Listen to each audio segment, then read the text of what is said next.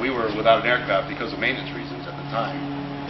So we made the decision to go ahead and drive out to Lawrence, which is another air base that we have out in that area.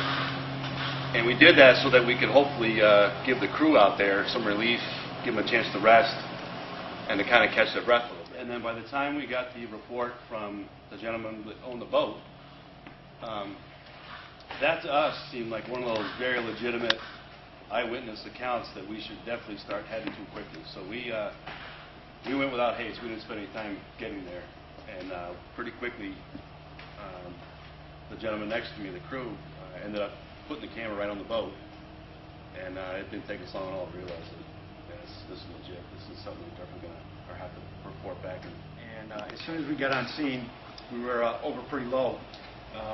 Eric picked out the boat, and I moved the camera over to the boat itself. And as we burnt over, I think he realized that the helicopter was there for them, because he was basically in the middle of the boat, and he was kind of looking up with his hands like that. It was a perfect silhouette of a human being. It wasn't like just a heat source. It was the perfect silhouette.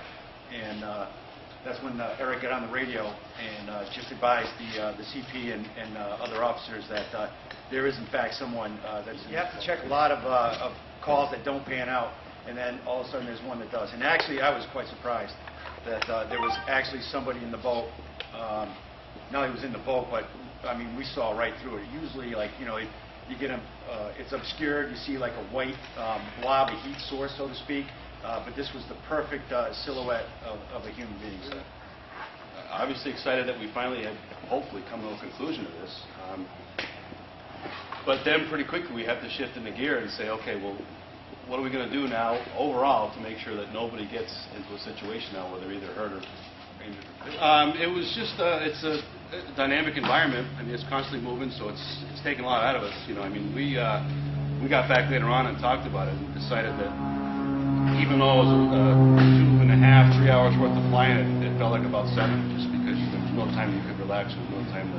No, it was, we were in the right place at the right time, and, you know, thankful that that citizen called in what he saw. So we were there at the right place, the right time, great crew, and it was intense.